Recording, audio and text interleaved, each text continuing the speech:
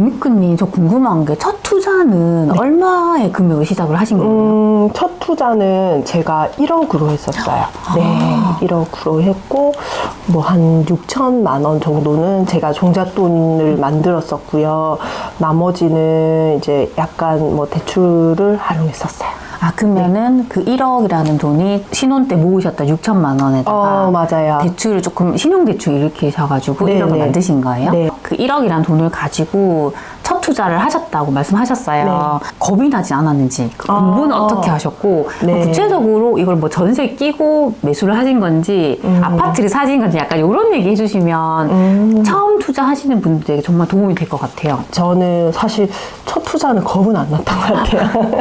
왜냐하면 사실 제가 공부를 좀 열심히 했었어요. 당시에 이제 뭐 유튜브나 책이나 이런 거 보고, 왜냐하면 그 전에도 사실 겁은 안 났거든요. 이상하게 투자를 했을 때 그때는 아예 너무 무모해서 겁이 안 났고, 이번에는 그래도 제가 좀 열심히 공부도 하고 찾아서 보고 그랬는데, 일단 그 공부할 때는 사실은 좀 세비치님 채널을 좀 많이 봤었어요, 저는. 네. 그 다음에 좀 제가 봤을 때 좀 괜찮은, 좀 쉽게 설명해 주시는 유튜브 분들도 좀 참고를 많이 했었고, 봐서 자기한테 좀 맞는 분이 계실 거예요.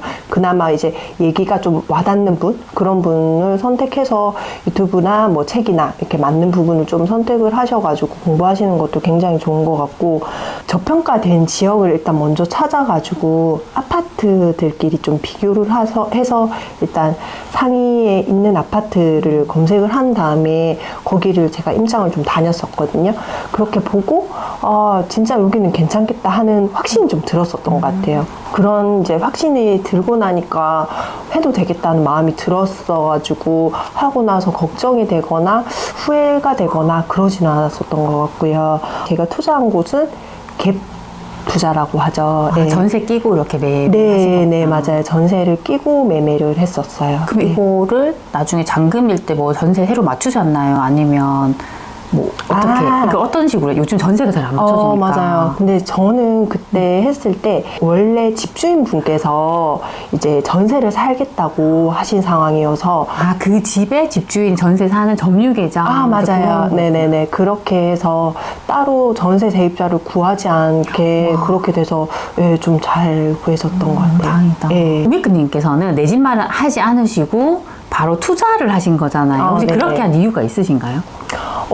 일단 보통 왜 사람들이 살고 싶어 하는 집은 비슷비슷하잖아요. 근데 저도 이제 제 돈에 맞춰서 일단 집을 구하려고 하다 보니까, 그렇게 되면 나중에 매도하고 싶은 시점이 됐을 때 그게 좀 힘들 수도 있겠다는 생각이 들더라고요. 그래서 일단 내가 전세나 월세에 살면서 지금 내가 살고 싶은 집에 어쨌든 투자를 해놓고, 나중에 상황이 돼서 제 돈이 만들어지면 그때 내가 살고 싶은 그 진짜 집을 매수를 해도 괜찮지 않을까 해서 그렇게 하기로 마음을 먹었던 것 같아요. 투자와 실거주를 네. 분리를 시키신 거다. 네, 그죠? 맞아요. 그러니까 저희가 실거주집을 말을 하려면 내 직장과의 뭐 거리라던가 학교나 다 고려를 하니까 한정될 수밖에 없잖아요. 네.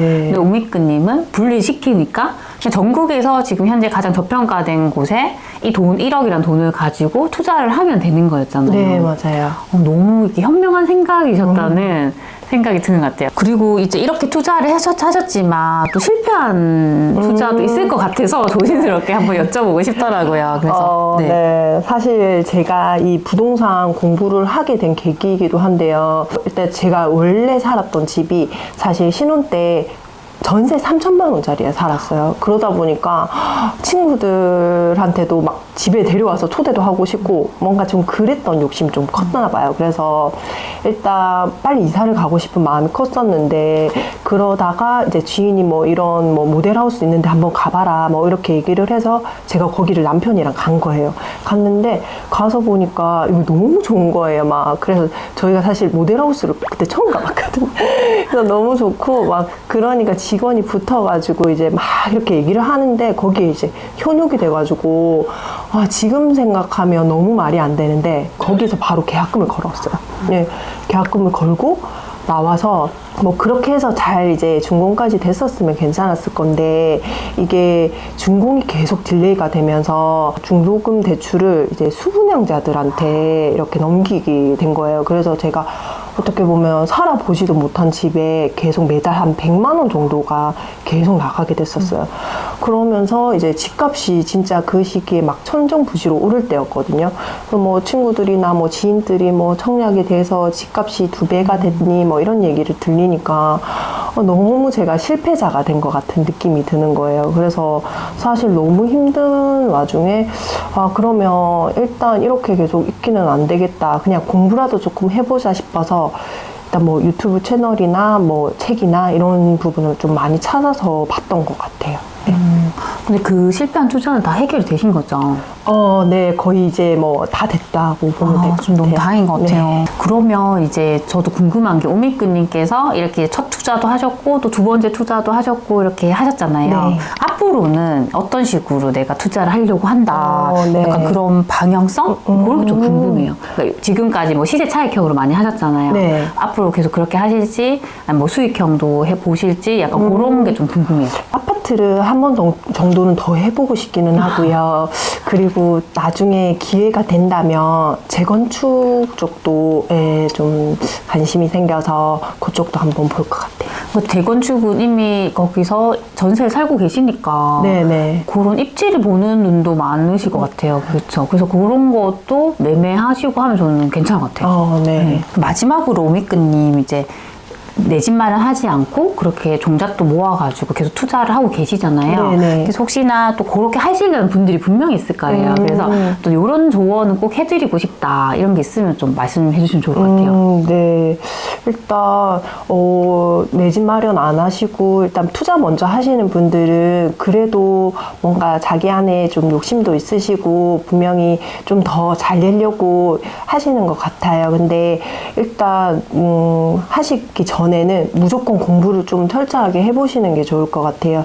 이게 뭐 예를 들면 감으로 하는 투자라든지 아니면 누가 좋다고 해서 하는 거는 사실 나중에 후회가 되는 부분들도 너무 많은 것 같고 저도 한번 사실 그렇게 해본 경험이 있다 보니까 이게 굉장히 나중에 힘들어지더라고요. 그래서 꼭 철저하게 공부를 하시고 확신이 드는 곳이 있다면 꼭 한번 해보시는 것도 좋을 것 같아요. 네. 오늘 이렇게 바쁘신데 이렇게 인터뷰해 주셔서 너무 감사드립니다, 오미끄님. 그럼 우리 다음 시간에 만나요. 안녕.